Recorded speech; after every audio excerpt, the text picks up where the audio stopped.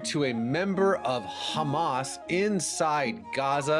ጁማን አልከውታሚ በጋዛ ውስጥ ለሚገኝ የሐማስ አባል ተደራሽ ነበር። ነገር ግን ቀጥሎ የሆነው ነገር ለመስማት የግድ መስማት ያለባችሁ ታሪክ ነው። ነገር ግን ወዳጄ ከመጀመራችን በፊት ስታድጊ ስለ ክርስቲያኖችና አይሁዶች የነበረሽ አመለካከት ምን ነበር? Okay, I had born and raised in Qatar. And my father is one of the founders of Hamas.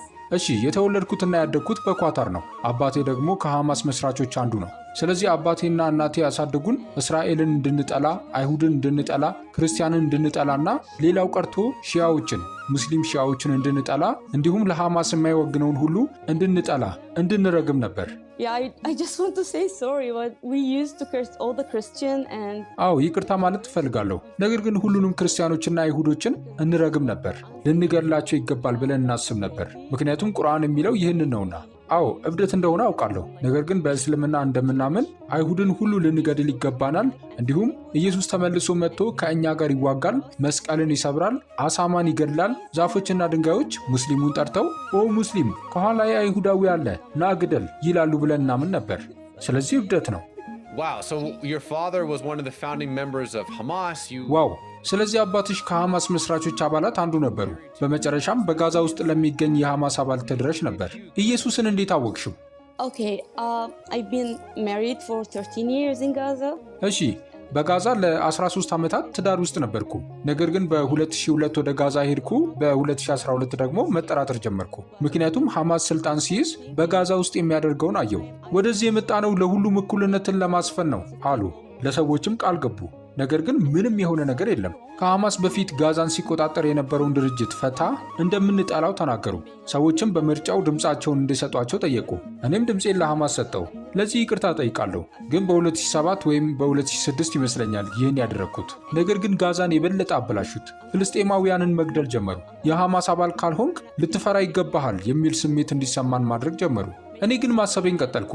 ያኔ አይሲስ ወይም አይኤስአይኤስ እየተከሰተ ነበር። ብዙ ሰዎችን ሙስሊም ሰዎችን እየገደሉ ነበር። እናም በዚህ ሃይማኖት ላይ የሆነ ችግር እንዳለ ተሰማኝ። ታውቃላችሁ ምናልባት ዝም ብዬ እየዘለልኩ ነው። ምክንያቱም በእስልምና ሳድግ በአምላኬ ረክቼ አላውቅም። አምላኬ በእኔ ፈጽሞ የሚደሰት አይመስለኝም ነበር። ወደ ጀነት ለመሄድ ምንም ዋስትና የለኝም። ሁል ጊዜ ሲኦልን እፈራለሁ።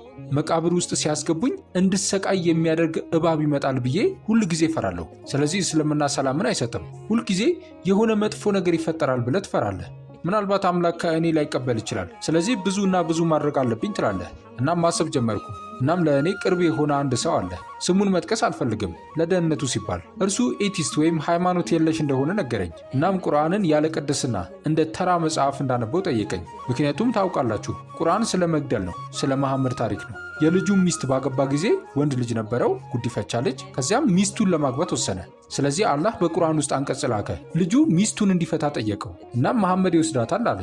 ስለዚህ እሺ ቁርአን ትርጉም አይሰጥም። የቁርአን አምላክም መቼም ቢሆን እውነተኛ አምላክ ሊሆን አይችልም። ምክንያቱም ሳይኮፓዝ ወይም የአእምሮ በሽተኛ አምላክ ነው። በቁርአን ውስጥ ለእኔ ትርጉም የሚሰጥ ምንም ነገር የለም የሚለው ተሰማኝ። ስለዚህ እሺ እግዚአብሔር የለም ብዬ አላመንኩም፣ ኤቲስት አልሆንኩም። ነገር ግን በየቀኑ ጸልይ ነበር። አምላክ ሆይ ካለህ ላውቅ እፈልጋለሁ፣ ልገናኝ እፈልጋለሁ እል ነበር። ምክንያቱም በውስጤ አምላክ እንዳለ አውቃለሁ። ይህ አጽናፈ ዓለም ሁሉም ነገር ዝም ብሎ እንደመጣ ማመን አልቻልኩም።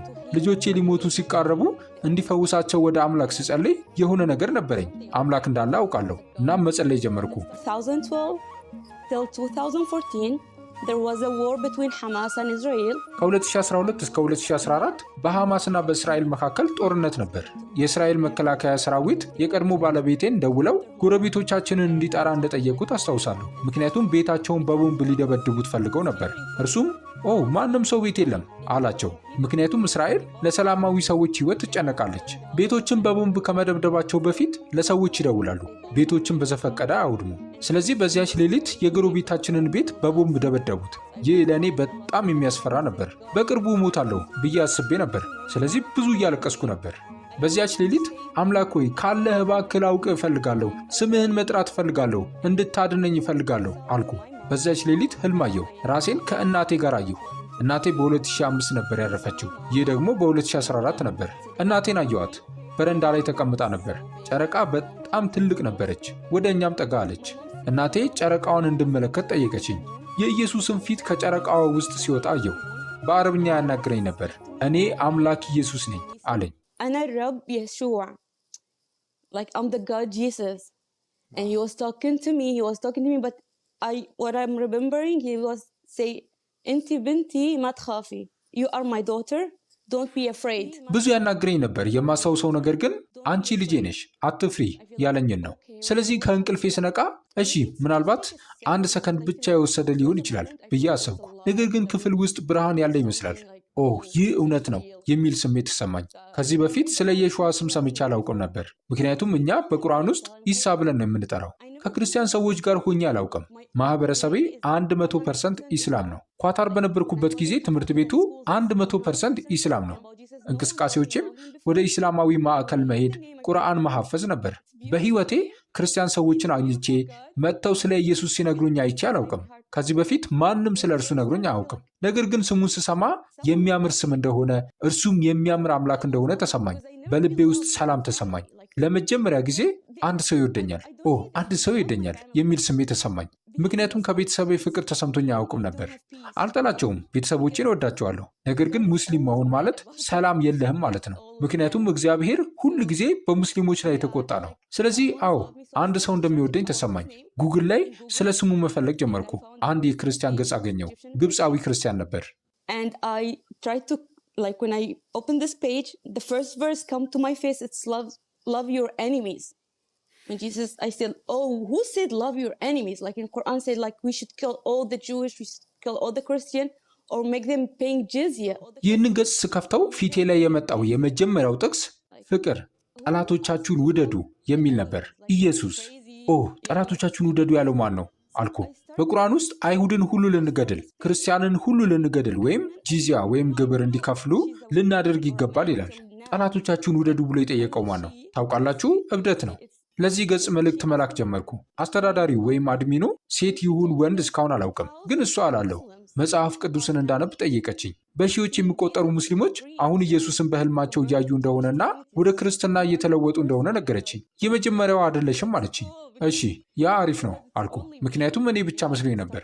ማሰብ ስጀምር እና በጣም የሚያስቀው ነገር ክርስቲያን ከመሆኔና ኢየሱስን ከማየቴ በፊት አንድ ሰው ክርስቲያን እንደሆነ ወደ ክርስትና እንደተለወጠ ስሰማ ይህ ሰው በእርግጥ ወደ ሲኦል ይሄዳል ብዬ ያስብ ነበር። አሁን ግን እኔ ነኝ ኢየሱስን በህይወቴ ተቀብዬ ከእሱ ጋር ጉዞ የጀመርኩት። So now it's me, like accepting Jesus in my life, and I start the journey with him.